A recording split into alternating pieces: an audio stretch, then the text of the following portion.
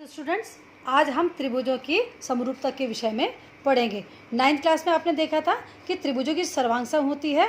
वो सर्वांग समता में दो त्रिभुज सर्वांग सम तब कहलाते हैं जब उनके समान आकार हो और समान आमाप हो, यानी साइज भी उनके सेम होते हैं। ठीक है, अब हम क्या करेंगे, इस क्लास में आपने देखना है कि हम ऐसी आकृतियों का भी अध्ययन करेंगे जिनके आकार तो एक जैसे होते हैं लेकिन उनके जो साइज जो है वो क्या होते हैं, अलग अलग हो सकते हैं। तो ऐसी आकृतियों को हम क्या कहते हैं, समरूप कहते हैं। ऐसी आकृतियाँ क्या कहलाएंगी, समरूप आकृतियाँ कहलाएंगी। और विशेष रूप से हम इस चैप्टर में समरूप त्रिभुजों के बारे में पढ़ेंगे।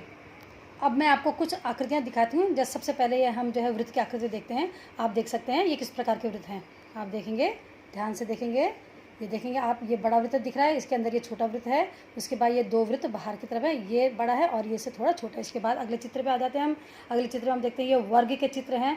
बड़ा वर्ग है, उसके अंदर ये छोटा वर्ग है, ये एक छोटा वर्ग है और ये इसके बाद बड़ा वर्ग है। फिर इसके बाद हम त्रिभुज की आकृतियों पे आ जाते हैं। त्रिभुज की आकृतियों को देखेंगे, ये बड़ा त्रिभुज है और इसके अंदर ये छोटा त्रिभुज आ जाता है।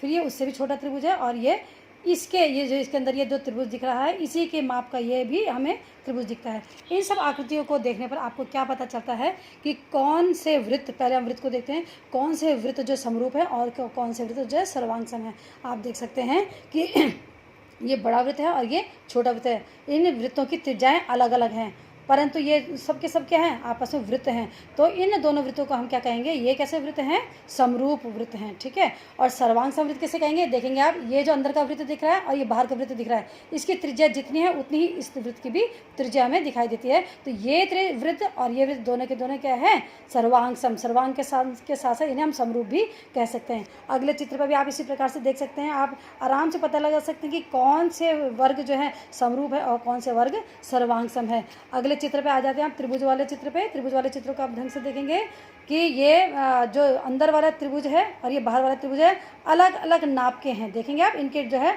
जो साइज है उनके डिफरेंट है, लेकिन जबकि शेप दोनों त्रिभुजों की क्या है, एक जैसी है। तो ये दोनों त्रिभुज जो है क्या कहलाएंगे, समरूप त्रिभुज कहलाएंगे। ठीक है, अब देखते हैं हम और त्रिभुजों के बारे में भी। इस त्रिभुज की जो साइज है और इस त्रिभुज की जो साइज है वो सेम है और जब इसलिए ये दोनों त्रिभुज क्या कहलाएंगे आपस में, ये सर्वांग सम कहलाएंगे। इस प्रकार हम कह सकते हैं कि दो समरूप आकृतियों के आकार समान होते हैं परंतु उनके आमाप समान होने आवश्यक नहीं हैं। अतः सभी वृत्त समरूप होते हैं। दो या अधिक वर्गों के बारे में अथवा उससे अधिक समबाहु त्रिभुजों के बारे में आप क्या कह सकते हैं। ठीक है, ये आपके लिए सोचने के लिए है।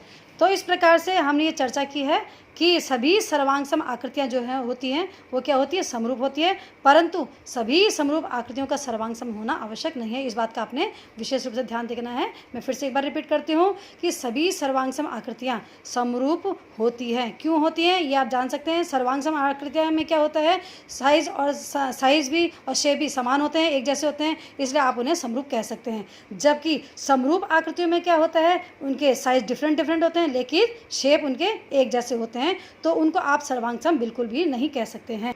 आकृतियों की समरूपता को और अच्छे से दिखाने के लिए मैं आपके सामने ये चित्र दिखा रही हूँ। ये आप देखते हैं, फिर इसको देखते हैं और इसको देखते हैं। आप क्या देखते हैं, ये तीनों चित्र जो है ताजमहल के ही चित्र हैं, परंतु आप क्या देखते हैं, तीनों चित्र भले ही ताजमहल के, लेकिन इनके जो है क्या है, साइजेस अलग अलग हैं। ये बड़े साइज़ का दिखता है, ये छोटे साइज़ का दिखता है और ये उससे भी छोटे साइज़ का दिखता है। तो हम कह सकते हैं आसानी से कि ये जो चित्र हैं ये क्या हैं, समरूप चित्र हैं। क्या हैं ये चित्र, आपस में समरूप हैं। तो समरूपता को और अच्छे से दर्शाने के लिए मैं आपको बताना चाहूँगी, ये क्रियाकलाप है आपकी बुक में। इस क्रियाकलाप को मैं समझा देती हूँ। ये एक बल्ब लगाया गया है जिससे उजाला आ रहा है, नीचे फर्श है, एक मेज़ लगाई गई है नीचे की ओर। अच्छा, जब ये लाइट ऊपर से जल रही है तो हमने क्या किया, एक चतुर्भुज ABCD जो कार्डबोर्ड से काट करके एक चतुर्भुज ABCD को उस लैंप के नीचे हमने रख लिया है। तो हम क्या देखते हैं, इस ABCD चतुर्भुज की छाया जो है यहाँ पर नीचे की ओर मेज में पड़ती है। तो आप देख सकते हैं ध्यान से, ABCD चतुर्भुज था, इसकी जो छाया पड़ी है इसकी आकृति इस प्रकार से बनती है, A', B', C' और D'। अब हम इन दोनों को कंपेयर करते हैं कि होता क्या है। आप देख सकते हैं कि जो A' है वो OA किरण पे पड़ रहा है, देख सकते हैं आप। B' जो है किस पे पड़ रहा है, किरण OB पर पड़ रहा है कि नहीं पड़ रहा है, देखेंगे। और इसी प्रकार से C' जो है किरण OC पर पड़ रहा है और डी डैश जो है किरण ओ डी पर पड़ रहा है। तो कहने का तात्पर्य ये है कि जो A dash B dash C dash D dash बन रहा है ये इस ए बी सी डी चतुर्भुज के समान आकार का है। ठीक है, आप देख सकते हैं भले ही इनकी माप जो है अलग अलग है। आप देख सकते हैं कि चतुर्भुज ए बी सी डी और चतुर्भुज ए डैश बी डैश जो है क्या कह सकते हैं हम कि दोनों भले ही एक जैसे दिखते हैं लेकिन इनके जो है साइज़ डिफरेंट डिफरेंट। ये छोटे साइज़ का होगा तो ये इसका परिवर्धन हो गया, तो ये बड़े साइज़ का दिखेगा तो ये क्या है इसका समरूप चतुर्भुज हो गया। अब हम इसके बारे में थोड़ा और डिटेल से जाते हैं। हम देखते हैं अगर आप सत्यापन करना चाहेंगे कोणों के बारे में तो हम देख सकते हैं कि जो कोण ए बन रहा है, आप देख सकते हैं ये कोण ए बन रहा है, ये कोण ए बन रहा है, ये कोण जो है इस ए डैश कोण के इक्वल यानी कि बराबर होगा।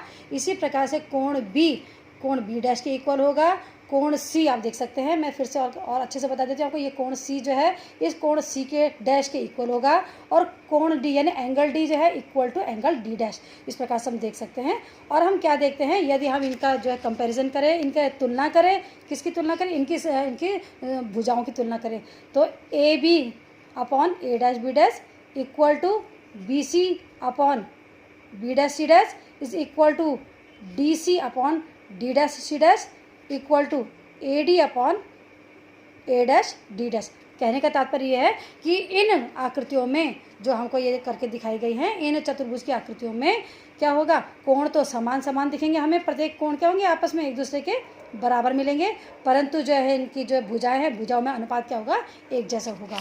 तो अब हम कह सकते हैं कि दो आकृतियाँ समरूप कब होती हैं, जब समान भुजाओं की संख्या वाली दो बहुभुज तभी समरूप कहलाते हैं जब उनके सभी संगत कोण क्या हों आपस में बराबर हो जाए और उनकी सभी संगत भुजाएं जो है एक ही अनुपात में हो जाए, जैसे कि आप ये इसमें देख सकते हैं। इस प्रकार से आज आपको समझ में आया होगा कि समरूपता क्या चीज़ है और त्रिभुजों में समरूपता को और क्लियर करने के लिए मैं आपको आगे बढ़ाती हूँ।